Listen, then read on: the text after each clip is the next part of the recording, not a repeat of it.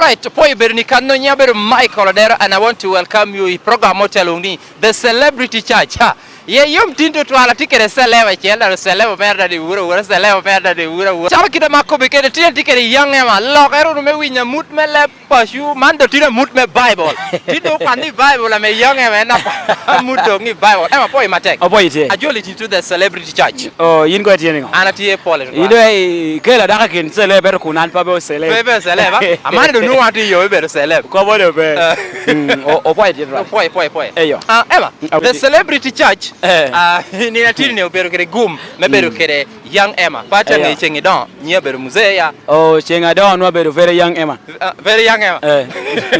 se taka don Emma kwa penyi kong jiri me ado iri chui ye do turi ni natiri ne oh jiri me ala chui ye ama turi ni natiri oh jiro chui ye duong do twal oh eto jiri ko kome me ando chui ye ada ngato ja moro chung kere ye oh akwanyo to twal ro ka winyo e buka matayo e chora bichel tiage cheng perewa bi na perdek nono onyo na perdek ku bich ame wi malu nutia company bedu kere parapol so ana chungwa kanu bedu kere para yes bedu kere parapol ami ji daki hario nyadek tinga to na tam ni ko ti kere ting jirno ko ya be ye ko ngatutut kong okay bedu kere parapol yina me ti kere para pangyo ka sweetheart pangyo ka baby pangyo ka muze pangyo ka mat pangyo ka boy pangyo ka gala bedu kere para apol timo okay dake kamia ni kero ko aya ko ana da mi wa okay ko kiti otido yo lego ko do ko po ni yesu matek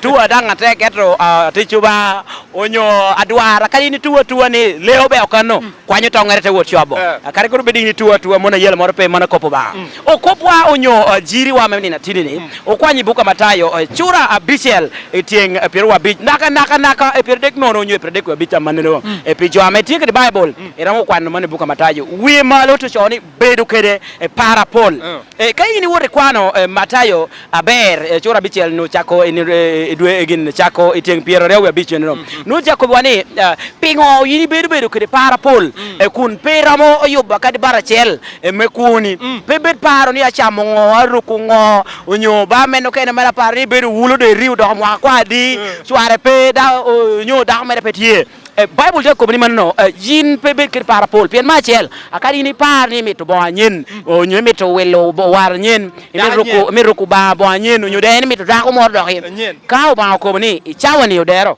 yin pot penongo girna yin mitu no ichawani akari do yin yelle ni ngo o pebi no akadi de tute item kuringo e worri nyono e nguni luwa manene nyono peng pe ngera ko artu jogo pien no o ba potpo yobo shaba no en mo bible la kai wede kwano tie ko ko be manno o nuagi joke no kena choncha unu rugere achil aber kuogogi edo rugegi ni no dujuno pod perwate kereme atura unu ti achil atura be mo ba en bible la kai kwano ko be manno pibit bedu kere parapol pieno nen kong na lum gene atura tu ameturu e kata tu khoni uba pod miyo gi de yachil kardo yin woto ba onyo nyaho ba kono yiri woto ba onyo nyaho ba kono nuy uba tikire yuba ber piri karme tie nyim so pibit paro to twale mogo chamani petiatich tia paro ni ko na nuong ticha pa nu tich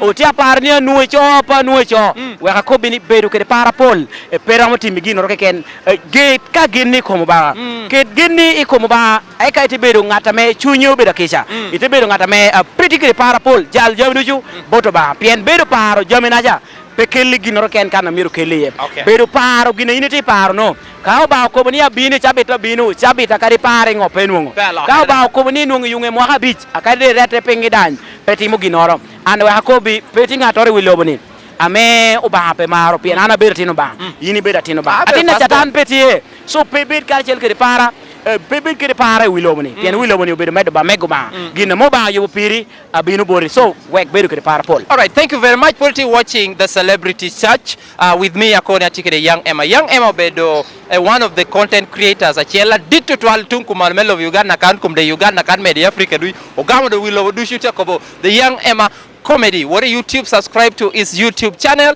You share his video. Nungo TikTok. Nungo kwene kumdo kadu yin choka.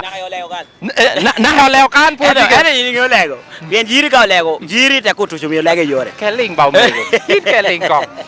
Program meni atini jamo choro pere yiwa yem tutual me kono bedo the Afrodis World. Kaiti gulu. Wi kopani. Lutua mati gulu. Ke ko leo choli. Dano weng mati gulu.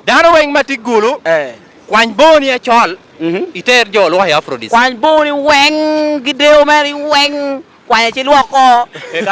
Afrodis. Nyeno ko no the Afrodis World ena yo kelwa program meni atini ni tutwale wo tiu neno ni yot komi kere chil komi mede chil pasuni tushu mier beda metia chil go temo laundry, landscaping, fumigation, medical cleaning. Wartie chol teri Afrodis. Now Emma. Kopi magiki. Kopa magiki e bon wa ke gada to lege gi yoko aje de pe leg ya pero do jiri pe de leg kopa magiki a bon wa kametie anen wa ko chawni tie kan mano kaka no kana me unity be de breda me maruba gen ngeyu ba yo be da chake mere ho akade nen ngado tiate muginoro ni ngom teku ba pe ye pe konyo akade lo nya jo wuri e to pe ngeo ba konyer pe tie akade ni ko be rieka jo wuri kadi do pa ka pe ngeo ba konyer pe dia an po yini rieko ni no ba yo mi anda jemi du sho me unity kede o ba ene ye mi o ichawa me na mitumi yo kede e ko kome ko bateri ya no lego wan lego lego po legata mi lego bi jo me unu gi lo ni stress mi lego ko be jo ati tamma pol jo ati kede en nene stress so no jo lo ni stress ya stress karido manu bo donyo achala dugi me para da ate ko jo me ticket stress e ka jo mo missing out in life opportunities yi ko ti jama pola me kilo para pol no mo da du ngi chwar ti mo o we ho ko da he wore ke madam gal de mo dok tu kan no dok te nu jami ti apol to twal no anda ko ni legi ko ko bara do ko ti wango ti wakisha kwan ko ko jamni ko e wi wa kada twere jogi me para okay ina do ko okay pangyo ka ti mood melego olego o ruoto ba amalo meshelo poj matek twal me konyo wa goko waidi wora mo kar ngech doke dogo wa yutiku meni natini peu bedo pien wano becho to twal nyu wando ko nyang to twal eto bedo kichani kirbe shunyi ikom wano tinui akwanyo o jodusho metikira chel kire para pol achali ko ni pobet kire para pol akwanyo gi ata keto gi chi an meda e kar chel kire goko gi konyo gi mbiyu gi bedo kar chel kire kuch kire yom chuny rueny para ameduo yigi na charut ba papnen yin kiri ke ken ram ruenyo para wado kene ni akari do tem ni ngope rom lare akari do waro nyon pinga dung pe amiti ni tuji kun kwer tuju kaje yin keni rom yo pinga ja tuju ba pap o kwanyo joduchu ame tie rem chuny bodgi jo ameti dagatal ba papa kwanyo gete kitu gichi jo apol ame chan tiemo dio gi ruot nen gindu juti amit to be lonyo ani ini bedo ba me be lonyo pe bedo ba be chan ruot akoyi mi gi gina me opore per gi ruot ba pap ek pelu li lega pol akoyi man nyingu ba pap kiri ruot kiri chunya leng amen pe mi wo me pingo wandu to gam ni amen ngako pa mi jo apo mi bangi nu to luor jatan pien jatan o do nyuke ko mi all right, thank you very much. That has been the celebrity church kede Young Emma Comedy.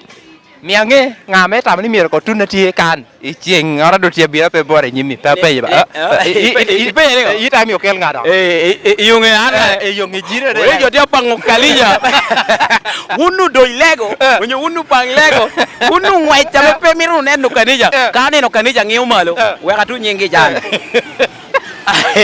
ala mingang amat kum gero mi ala ko ka ja de ngeyo to nye eto unu we goj yes presenters